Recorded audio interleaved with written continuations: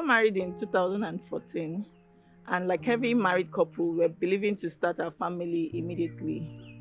2 months into our marriage, I noticed I was bleeding profusely. So we went to the hospital, and the doctor diagnosed that I was having submucous fibroid and a blocked fallopian tube.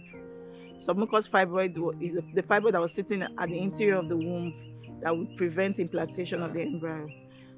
So we are advised to remove it surgically. We went ahead with the surgery, but the bleeding continued, and the pains too continued intensely. And the doctors told me that when I took the report back to the doctor said, okay, no issues here. Let's just focus on getting you pregnant before the fibroids begin to grow. While bleeding, I was placed on some fertility drugs, but nothing happened. And in 2017, miraculously, I got pregnant for the very first time. A few weeks down the line, I lost that pregnancy due to threatened miscarriage. It was a very devastating moment for me and my family.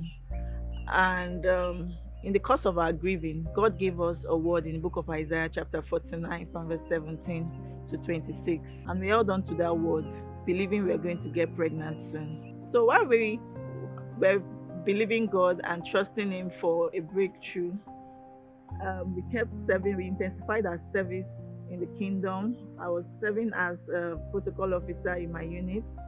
I served also as a cell minister and a location provider. Our cell replicated on several locations and even produced several ministers. And we provided welfare for as many that needed it. We provided transportation fees in our zonal centers, and God used us to bless a lot of children. We gave to motherless babies' homes and orphans around us. At the beginning of my marriage, we thought that immediately after our wedding, we were expecting our first child. But as time goes on, we began to encounter a lot of challenges. But thank God for the commission we belong to. We kept on following all the instructions from the altar. We dived into the Wonder Double agenda. Me in particular, I was out there winning souls, bringing a lot of people to church, just having this faith, knowing that one day God will attend to us. In 2018, I was confirmed pregnant again. And in 2 months down the line, I was being rushed to the hospital where I was told that it was an emergency and I had to be operated upon because it was an ectopic pregnancy. And my fallopian tubes were removed. So the doctor said to me that at this point, my only chance at conceiving was through IVF. So I started saving towards it. And in 2020, during Shiloh, God told me to give all I had saved as my Shiloh sacrifice. Shortly afterwards, somebody blessed us with the exact amount we needed for the IVF procedure. So we started the process in January of 2021. We started the first cycle, but it failed. So the second option the doctor gave was to look for a surrogate. So we approached a sister of ours, and she said she was going to pray about it. So she got back to us and said that God told her that I was going to carry my own baby by my own self, and it was going to be by a natural means. So I went back to the doctor and I told him I couldn't find anyone. And he said, okay, let's try a second cycle of IVF again. And at that point, I told him that we should hold on. I want to come for Shiloh 2021. My children have been believing God for fruit of womb. And each time I come for Shiloh, I attend Father or Mother of Nation on their behalf.